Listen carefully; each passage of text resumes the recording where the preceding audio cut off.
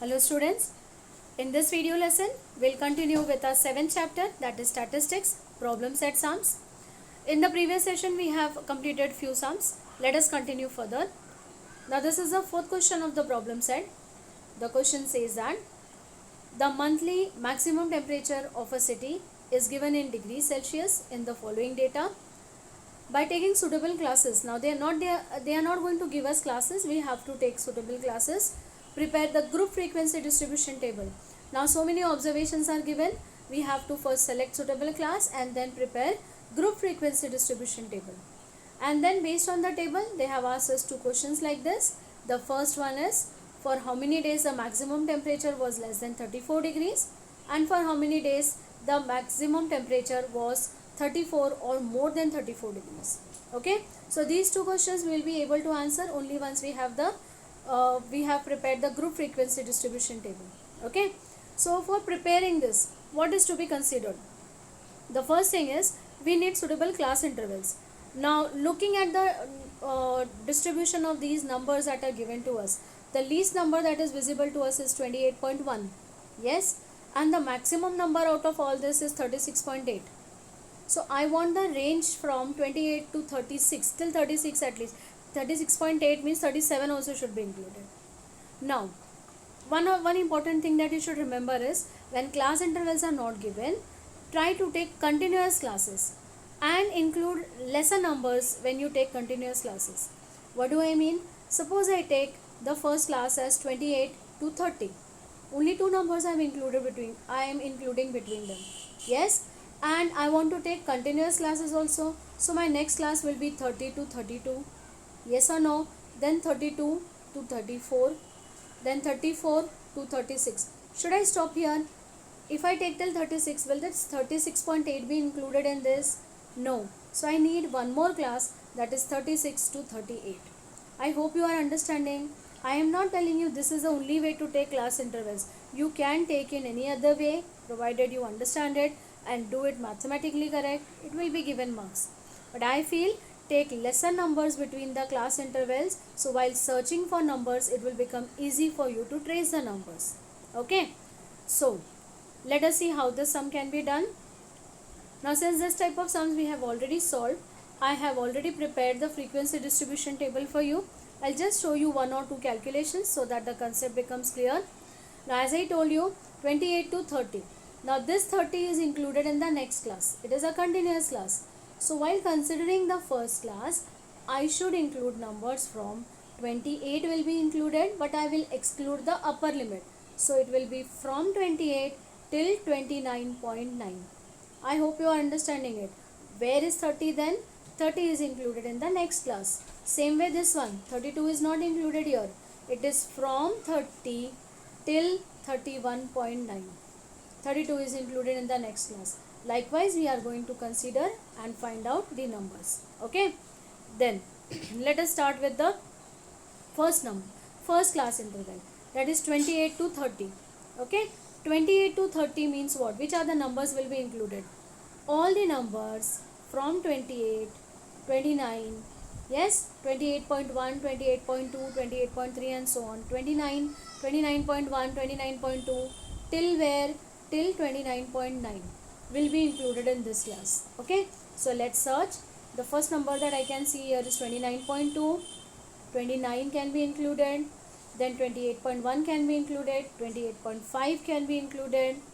29.2 also. Moving further, can you see any other number here? Let's search. I think 29.0 can be included in this. 29.5 can be included, and even 29.9. Okay, so count how many are there. 1, 2, 3, 4, 5, 6, 7, 8. That is the reason frequency is given as 8, and tally marks, as you know, a group of 5 like this, 4 vertical lines and 5th slanting line, and then 3. So 5 plus 3 is 8. Okay, so like this you have to search for the other numbers also. Let us see one more, and remaining I hope you are understanding it. So 30 to 32. Yes, so 30 will be included, 30.1, 30.2, 30.3 all will be included.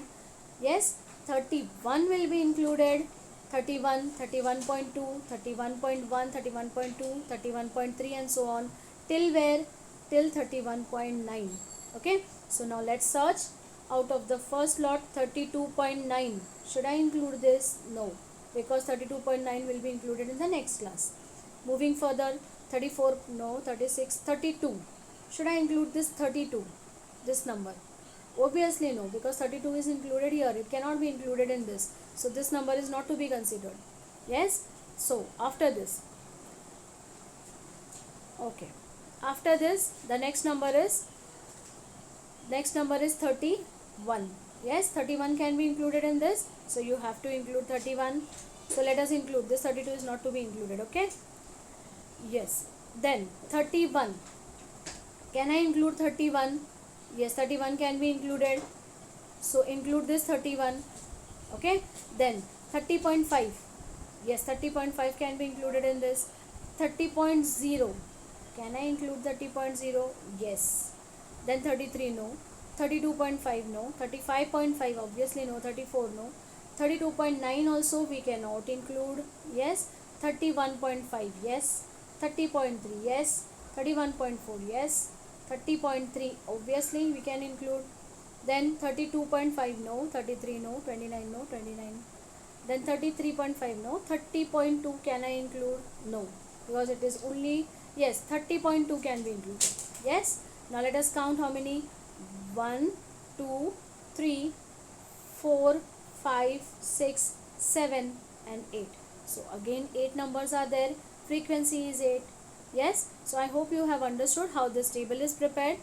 Now based on this table, now once you prepare the frequency table, what you have to do is add all these numbers, get the total, that is represented as capital N, so it's 30. Now based on this table what we have prepared, we move to the questions that were asked. How many days, yes, for how many days the maximum temperature was less than 34. Now see this first number is 28 to 30. Yes, it is less than 34. 30 to 32, it is less than 34. 32 to 34, yes, it is less than 34. Why? Because 34 is included here. So all these three can be included while considering the answer. So what is the frequency of the first one? 8. What is the frequency of the second one? 8. And the frequency of the third one is also 8. So in order to consider all the days having maximum temperature less than 34, what I need to do is add all this. 8 plus 8 plus 8. Yes, 8 plus 8 is 16. 16 plus 8 is 24. So our first answer is number of days for which the maximum temperature was less than 34 degrees is, add all this, it's 24. Okay, let us move on to the next question. For how many days the maximum temperature was 34 degrees or more than 34 degrees? Now when 34 degrees is considered, 34 is not included here, it's included here. It should be 34 or more than 34. So even if I take this 36 to 38, it is more than 34. So I have to consider both this. It corresponds to 5 and 36 to 38 corresponds to 1. So what is the total? 5 plus 1, that is 6.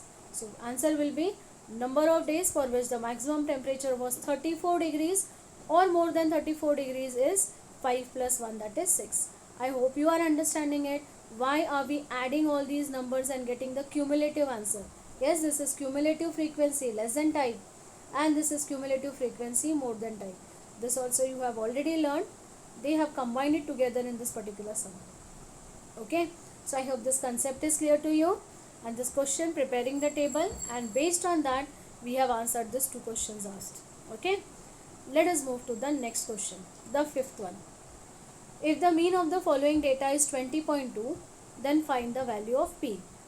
The table given is in this way. XI values are given to you 10, 15, 20, 25 and 30. Frequencies are given as 6, 8, P, 10 and 6. Mean also is given. Then everything is given in this. Then what are they asking us? As you can see here, a constant is used in place of a number, that is P. They want us to find the value of this constant, that is P. Okay. So now what to do? How to proceed further? Now we have learned how to find mean by direct method. I hope you remember that. If the values are given in tabular form, how to find mean? Yes, first thing is you write, instead of horizontal way of writing like this, let us write it vertically like this. I am not changing the values, I am just writing the table vertically down. Now these are xi values, yes, and these are fi values. For mean by direct method, one extra column of fi xi was needed. What is this? It is actually multiplication of these two terms. So 10 into 6 I have to write here. Okay, then 15 into 8. Like this I have to multiply. 20 into p will be 20p.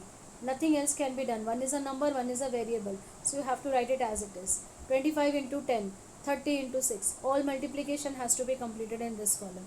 Yes? So let's see that. 10 into 6 will give me 60. 15 into 8 is 120. 20 into p, as I told you, will be 20p. Then 25 into 10 is 250. 30 into 6 is 180. Once this is done, what were we doing in direct method? We were adding all these frequencies and writing the total down. Adding all this fi xi and writing the total down. Summation. Okay. So while adding also be careful.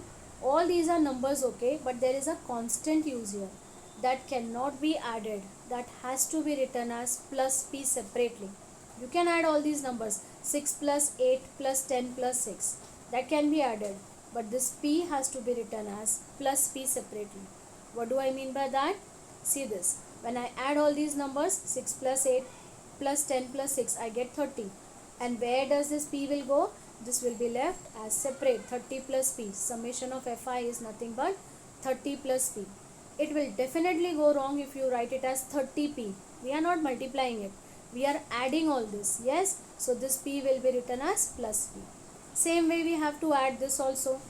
Care should be taken that this 20 cannot be added because it is having a variable. So 20p has to be written separately as plus 20p. Remaining numbers can be added. 60 plus 120 plus 250 plus 180 can be added. But what about this? This has to be written separately as plus 20p. This is the only thing to remember in this particular sum.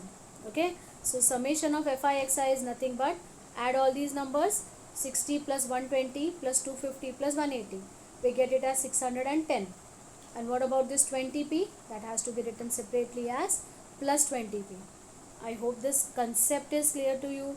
Do not get very actually afraid of these variable. You just add it separately. Add the remaining numbers and write it separately as plus p and plus 20p. Okay. Then what we will do? We know the value of mean in this particular sum. We will go back to the formula. Mean is equal to summation of fi xi upon summation of fi. Value is given to us in this question as 20.2 and this we have found out in the table as 610 plus 20p upon 30 plus p. Now what? Now we will cross multiply it. Okay. So 20.2 into 30 plus p is equal to 610 plus 20p. Now what? Now we will open the bracket. 20.2 into 30. 20.2 into p. Open the bracket here. Nothing to do for this side. You just open the bracket here. So what we will get? 20.2 into 30 is 606. Yes. 20.2 into p is 20.p. This has to be written as it is. Now collect p terms on one side. Now as you can see here, it is 20.2p this side and this is 20p this side. So this will go to the left hand side. It will get subtracted. Okay. Same way 610 is here, that is written as it is. But this 606 will come this side and it will get subtracted. Okay. So 20.2 minus 20. Yes, 20.2p minus 20p is nothing but 0.2p. I hope you are understanding it how we are subtracting it. Now 610 minus 606. 10 minus 6 is 4. So this is as easy as 4. From this I need the value of p. So it will be 4 upon 0.2. Now first thing is what? I will get rid of the decimal point. So this is to be multiplied by 10 and even this is to be multiplied by 10. Yes. So this will become 40 and this will become upon 2. So 2 ones are and 2 20s are. So value of p automatically we are getting as 20.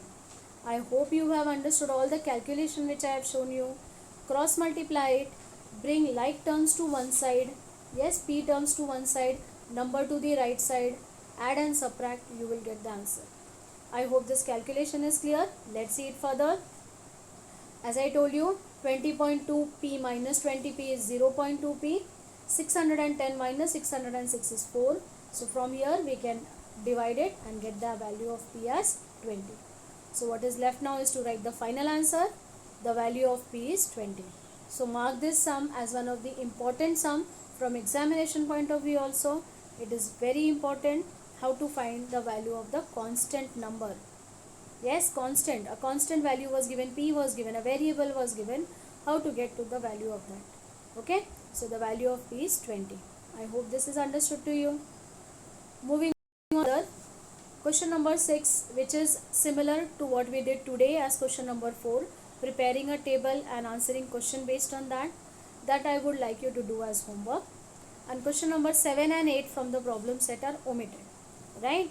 So with this, I come to the end of this session as well as the end of this chapter, where we have done all the practice set sums including the problem set sums.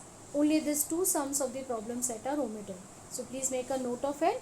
So with this, I come to the end of this lesson. I hope you have understood it very nicely. Okay. So we'll meet with revision session in the next week. Okay. So thank you.